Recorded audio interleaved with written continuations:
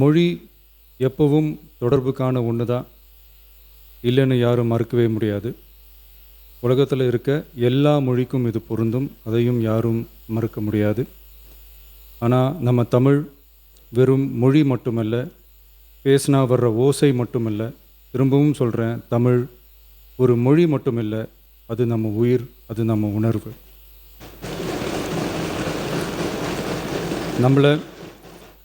நம்மளை பெற்ற தாயை அம்மானு சொல்கிறப்பெல்லாம் பாசமும் சொந்தமும் நம்மளை அறியாமலே உயிரா உறவா உணர்வா தானாக உள்ளுக்குள்ளே தோணும்ல.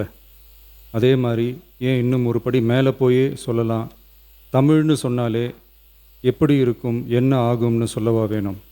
தாய் எப்படி ஒரு மிகப்பெரிய புனிதமோ அப்படிதாங்க தாய்மொழியும். அதுலேயும் நம்ம தாய்மொழி தமிழ்மொழி இப்படி சொல்கிறதே போதும், எல்லாருக்கும் நம்ம தாய்மொழி உணர்வை பற்றி புரியும்னு நினைக்கிறோம். நம்ம தாயே நமக்கு மிகப்பெரிய புனிதம்னா நம்ம எல்லாருக்குமான தமிழ் தாய் பற்றி சொல்லவா வேணும். தாயை போற்றுகிற வாழ்த்துகிற தமிழ்நாட்டு மண் தமிழ்தாய் வாழ்த்து எப்படி விடாது, விடவும் மாட்டோம். மாண்புமிகு பேரவைத் தலைவர் அவர்களே, நம்ம தமிழ்தாய் வாழ்த்த 1891 எழுதின மனோன்மணியம் சுந்தரனார் நம்ம தமிழ் மொழியவே தமிழ் தாய்னு சொல்லி உயர்வா பாடினார். இந்திய துணை கண்டத்தை, இந்திய ஒன்றியத்தை அழகிய முகமாக சொன்ன மனோன்மணியம் சுந்தரனார் அந்த முகத்தோட நெத்தியில் வைக்கிற பொட்டு தான், திலகம் தான் தமிழ் நாடுன்னு சொன்னார். இந்தியாவோட நெற்றியில் இருக்கிற பொட்டு மாதிரி ஒரு வெற்றி பொட்டு தான் நம்ம தமிழ்நாடு. அந்த பொட்டோட நறுமணம் உலகம் பூரா பரவுற மாதிரி தமிழோட புகழும் உலகம் பூரா பரவணும்னு சொன்னார். உண்மைதானே அது? இன்றைக்கி தமிழ் பேசுகிற மக்கள் இல்லாத நாடுகளே ரொம்ப குறைவு தானே. தமிழும் தமிழனும் இல்லாத நாடு எது? திரும்பவும் சொல்லலாம், தமிழ் ஒரு மொழி மட்டுமல்ல, அது ஒரு பண்பாடு, அது ஒரு நாகரிகம், அது ஒரு சிந்தனை, அது ஒரு அன்பு. தமிழ்னா விருந்தோம்பல், சுருக்கமாக சொன்னால் தமிழ்னா கெத்து, தமிழ்னா பவர். அந்த தமிழோட புகழ சொல்கிற தமிழ்தாய் வாழ்த்தில் அனைத்து உலகமும் இன்பமுறன்னு சொல்லி உலகத்தையே நம்ம தமிழ் உயர்த்தி பிடிக்குதே தவிர எந்த மொழியையும் எந்த மதத்தையும் எந்த இனத்தையும் ஏன் எந்த ஒரு தனி மனுஷனை கூட தாழ்த்தி பேசலை, யாரையும் கொஞ்சம் கூட காயப்படுத்தலை. மாண்புமிகு பேரவைத் தலைவர் அவர்களே, நம்ம ஒவ்வொருத்தருக்கும் தனித்தனியாக ஒரு பேர் இருக்கும். ஒரு கூட்டத்தில் நம்ம பேரை சொல்லி யாரும் கூப்பிட்டா நாம் ஒருத்தர் மட்டும்தான் திரும்பி பார்ப்போம். ஆனால் தமிழ்னு சொன்னால் ஒட்டு மொத்தமாக நாம் எல்லாருமே திரும்பி பார்ப்போம்ல. அப்படி நம்ம எல்லாருக்கும் இருக்கிற பொது பேர் தானே அது. நமக்கு தமிழ்னு அடையாளத்தை கொடுத்ததே தமிழ் தானே. ஒரு பேர், ஒரு சொல்லே, ஒரு மிகப்பெரிய வரலாறுனா அது நம்ம தமிழ் தான். அந்த தமிழை உயர்த்தி பிடிக்கிற தமிழை பின்னாடி தள்ளினா தமிழ்நாடு எப்படி பொறுத்திருக்கும்? ஒரு கட்சிக்கு பிரச்சனைனா சம்பந்தப்பட்ட அந்த கட்சி மட்டும்தான் போராடும். ஆனால் தமிழ்னு சொன்னால் ஒட்டுமொத்த தமிழ்நாடும் ஒன்றா வந்து நிற்கும். அதனால தான் சொல்கிறோம், தமிழ்னா உயிர், தமிழ்னா உணர்வு. உலகத்தில் தோன்றிய பல மொழிகள் காலப்போக்கில் மறைஞ்சு போய் இருக்குன்னு சொல்லுவாங்க. ஆனால் நம்ம தமிழ் காலகாலமாக நிலச்சி நீடித்து நிற்கிற ஒன்று. தமிழில் என்ன இல்லைங்க, இலக்கணம் இலக்கியம்னு பல ஆயிரம் வருஷமாக இருக்கிறது நம்ம தாய்மொழிக்குத்தானே. தொல்காப்பியம், சங்க இலக்கியம், ஏன் உலகம் முழுக்க தெரிஞ்ச திருக்குறள் ஒன்று போதாதா தமிழோட பெருமையை சொல்கிறதுக்கு? இவ்வளவு பெருமை கொண்ட தமிழ் மொழியோட ஒரு அடையாளம்தான் நம்ம தமிழ்தாய் வாழ்த்து. ஒட்டுமொத்த இந்தியாவோட பன்முகத்தன்மையை உயர்த்தி பேசுகிற தமிழ்தாய் வாழ்த்து நம்ம ஊரில், நம்ம தமிழ்நாட்டில் முதல் இடத்துல தான் இருக்கணும். நம்ம இந்திய அரசியல் சாசனமே ஒவ்வொரு மாநிலத்தோட மொழிக்கும் பண்பாட்டுக்கும் பாரம்பரியத்துக்கும் பாதுகாப்பு உரிமையை கொடுத்துருக்கு தானே. அந்த உரிமையின் அடிப்படையில் தமிழ்தாய் வாழ்த்துக்கு முதலிடம் கொடுத்து தானே ஆகணும். அதானே மாநில உரிமை. அப்படிப்பட்ட தமிழ்தாய் வாழ்த்து தான் 1970 நவம்பர் 23 முதல் அரசு விழாக்களில் முதல்ல பாடணும்னு சொல்லி ஒரு அரசாணையை போட்டு அதை செயல்பாட்டுக்கு வந்துச்சு. அதுக்கப்புறம் 2021 டிசம்பர் 17 முதல் மாநில பாடலாக அங்கீகாரம் வழங்கப்பட்டுச்சு. அனைத்து கல்வி நிறுவனங்கள், பல்கலைக்கழகங்கள், அரசு அலுவலகங்கள், பொதுத்துறை நிறுவனங்கள் உள்ளிட்ட பொது அமைப்புகளோட நிகழ்ச்சிகளில் தமிழ்த்தாய் வாழ்த்து கட்டாயம் பாடப்படணும்னு அரசாணையும் இருக்குது.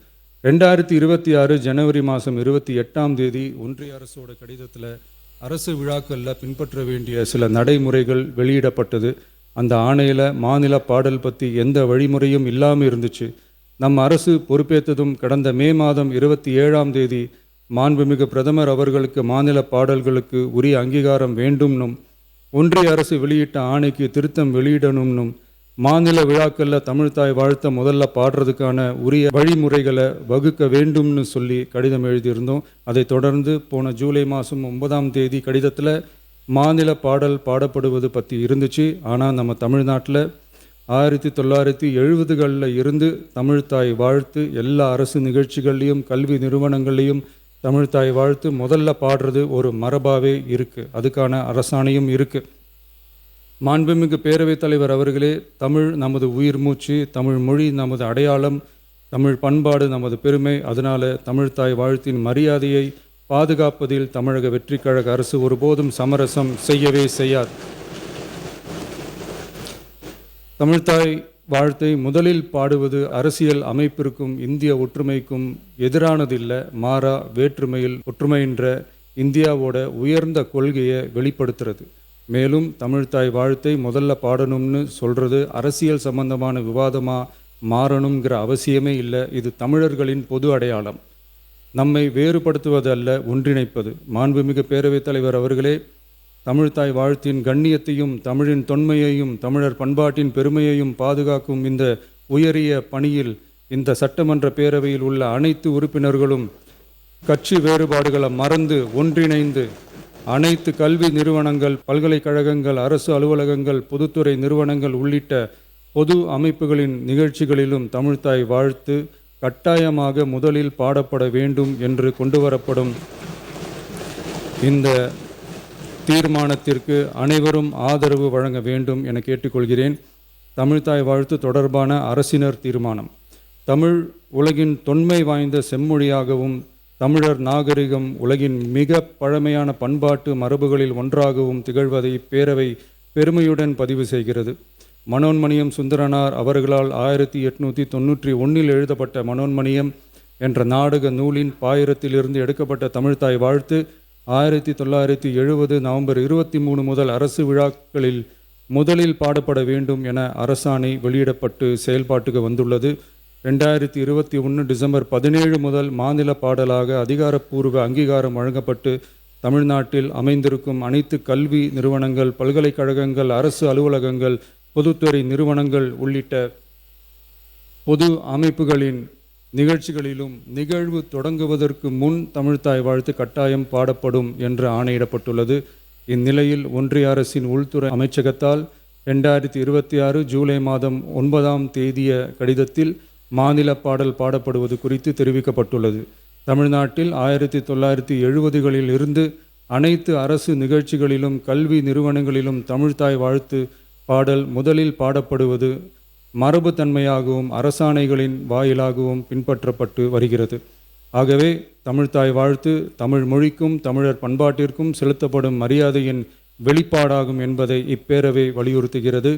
இந்திய அரசியலமைப்பு வழங்கியுள்ள மொழி மற்றும் பண்பாட்டு உரிமைகளின் அடிப்படையில் தமிழ்நாட்டின் பண்பாட்டு அடையாளத்தை நிலைநிறுத்தும் வகையில் தமிழ்நாட்டில் அமைந்திருக்கும் அனைத்து கல்வி நிறுவனங்கள், பல்கலைக்கழகங்கள், அரசு அலுவலகங்கள், பொதுத்துறை நிறுவனங்கள் உள்ளிட்ட பொது அமைப்புகளின் நிகழ்ச்சிகளிலும் நிகழ்வு தொடங்குவதற்கு முன் தமிழ்த்தாய் வாழ்த்து கட்டாயம் முதலில் பாடப்பட வேண்டும்